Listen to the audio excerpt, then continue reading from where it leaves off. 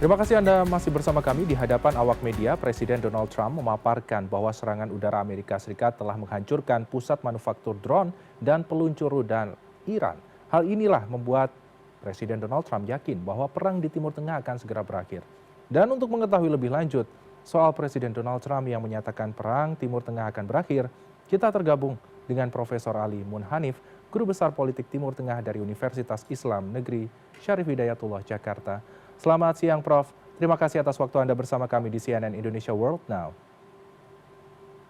Selamat siang para pemirsa di mana. Terima kasih. Baik, baik Prof. Ali. Kita akan berbincang terkait eskalasi yang terjadi di Timur Tengah sendiri. Namun, Donald Trump ini mengklaim Iran berada di titik terendah dan akan segera menyerah. Lantas, bagaimana pandangan Anda melihat adanya indikasi internal di Teheran, baik secara ekonomi maupun militer yang memvalidasi klaim ini? Ataukah ini hanya bagian dari omong kosong dari Donald Trump? Dan jika benar, memang perang akan diakhiri dengan Iran menyerah, kapan prediksi Anda hal tersebut bisa terjadi, Prof. Ali? Melihat berbagai respon yang dilakukan oleh Iran,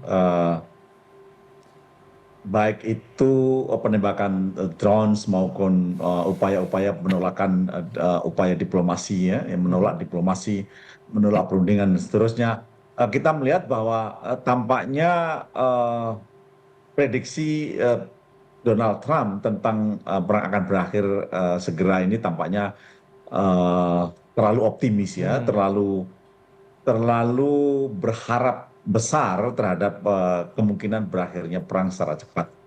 Tapi justru yang terjadi adalah respon-respon dari Iran menunjukkan bahwa justru Iran sedang memperpanjang konflik ini untuk dijadikan semacam senjata juga dalam memenangkan peperangan, tidak memenangkan pertempuran. Tentu saja berharap Iran menang dalam perang ini adalah sesuatu yang tidak realistis juga. Tapi Iran menyadari bahwa dengan memperpanjang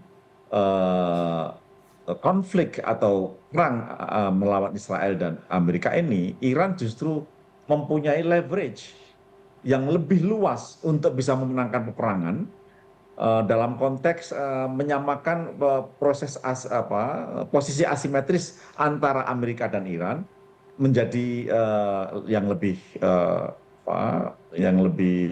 bermanfaat untuk kemenangan Iran sebenarnya. Baik itu kemenangan internasional dan sebagainya. Nah, pada tingkat itu sebenarnya apa yang menjadi perhatian Trump atau katakanlah pengambil kebijakan pertahanan di Washington sebenarnya adalah bahwa mereka harus sadar Iran telah mempersiapkan perang ini dalam jangka panjang. Mungkin dua dekade yang lalu, sejak dua dekade. Apa yang perlu digarisbawahi oleh para musuh-musuh Iran adalah bahwa kalau kita lihat misalnya anggaran belanja dengan sangat mudah, anggaran belanja Iran soal pertahanan selama 2 dekade semacam apa. Itu kelihatan sekali bahwa pembangunan instalasi militer, lalu kemudian mungkin juga senjata alternatif dalam bentuk drones dan sebagainya. Kalau kita lihat menyiapkan gudang-gudang persenjataan di bawah tanah dan seterusnya, itu menunjukkan bahwa selama ini Iran merasa bahwa perang akan terjadi dan mereka harus menyiapkan dengan sebaik-baiknya agar bisa tidak seperti terjadi di Irak, Libya, Syria maupun juga tempat lain di mana dalam hitungan hari sebuah negara bisa ditaklukkan dengan tujuan pertama regime change. Karena itulah Iran betul-betul mempersiapkan bahwa sejak dispute tentang nuklir itu menjadi mengemuka antara Iran dan Amerika Serikat, kita melihat bahwa Iran betul-betul mempersiapkan atau setidaknya merasa bahwa masalah nuklir bukan tujuan pertama Iran dan Israel sebenarnya, tapi adalah keinginan mengganti rezim yang kira-kira bisa dikendalikan Barat maupun kompromi terhadap Israel. Nah, itulah yang saya kira dengan memperpanjang perang, maka Iran mempunyai banyak hal untuk bisa diolah dalam rangka kita misalnya mendapat justifikasi internasional untuk menaikkan persepsi publik bahwa Amerika Serikat telah melanggar kedaulatan negara, Ya, lalu kemudian mungkin juga mendorong internasional yang lain, ya, kekuatan-kekuatan great power untuk masuk ke dalam kancah perangan, mhm, atau setidaknya semakin menunjukkan bahwa Israel dan Amerika Serikat betul-betul melanggar HAM, mhm, lalu kemudian rejim yang tidak bertanggung jawab ya, dengan hukum internasional dan seterusnya. baik. Itu saya Itu kira yang poinnya. sekarang terjadi di Iran. Mhm. Baik, Hmm. Prof. Berarti indikasinya kemungkinan masih akan panjang nih karena Iran sendiri well prepare lah ibaratnya kayak gitu. Dan di sisi lain, Iran Benar, tuh juga beberapa benar, kali mengungkapkan pendapat bahwa perang ini bisa mencapai 4 sampai 5 tahun dan sudah dipersiapkan secara matang. Namun selanjutnya kita akan benar. bergeser terkait POV dari segi Indonesia sendiri, Prof. Kalau kita melihat pernyataan Trump ini sekaligus terkesan membawa angin segar sekaligus juga ketidakpastian dengan adanya statement yang dikeluarkan oleh Donald Trump. Namun jika perang benar-benar usai, lantas bagaimana dampaknya terkait atau terhadap stabilitas harga energi dan juga posisi diplomasi Indonesia yang selama ini selalu vokal membela kemerdekaan Palestina? Apakah ini juga menjadi sorotan penting juga ke depan? Eh, Benar bahwa harus diperhatikan bahwa retorika Trump seringkali terlalu optimistik ya, terlalu arogan gitu untuk ukuran sebuah negara Mhm, adidaya yang mempunyai strategi dan arsitektur perang yang sangat bagus melawan negara yang mungkin saja dari segi strategi militer tidak sebanding lah. Bahkan mhm. kalau kita lihat aliansinya Baik. saja, Iran tidak mempunyai aliansi strategi semacam NATO dan Mhm. sebagainya. Dia hanya mengandalkan aliansi-aliansi organik ya, Organik ya. baik itu mungkin Rusia, Cina atau yang lain.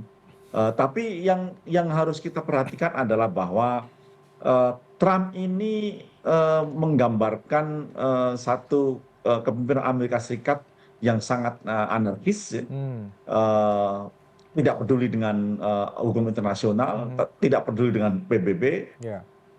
sehingga dia hanya mementingkan kepentingan diri Mhm. sendiri, apalagi mendapat masukan-masukan dari Mossad maupun Israel itu sendiri, yang saya kira harus kita baca apa nih di balik pernyataan Trump untuk mengakhiri perang segera Mhm.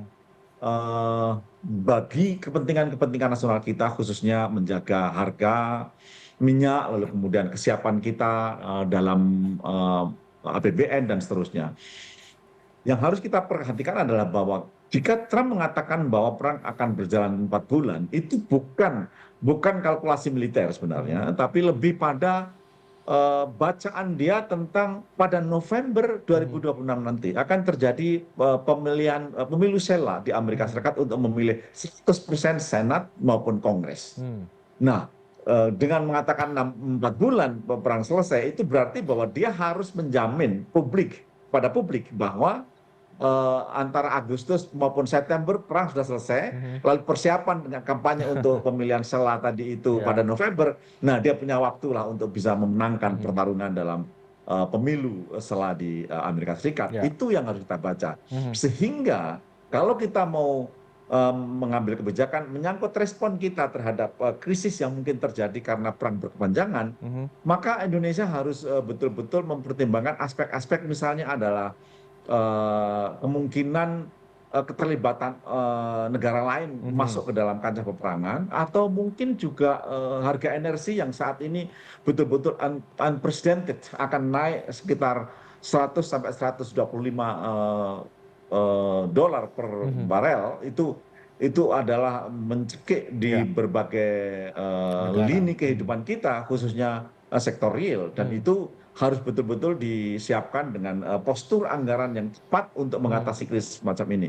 Ya. Silakan Presiden Prabowo dan timnya untuk bisa Baik. mengantisipasi Baik. seandainya perang berkepanjangan dan efeknya Ya. terhadap Indonesia. Baik, Prof. Tentunya kita harus nantikan juga nih gebrakan yang diambil oleh Presiden Prabowo terkait diplomasi ke depan agar dampak dari eskalasi Timur Tengah tidak terlalu berdampak signifikan di wilayah Indonesia. Baik, Prof. Ali, terima kasih atas waktu Anda bersama kami di CNN Indonesia World Now, insight yang sangat bermanfaat bagi masyarakat tentunya melihat kondisi yang saat ini. Selamat kembali beraktivitas, Prof. Ali. Jaga kesehatan Anda, salam Sama-sama, sehat. Mas.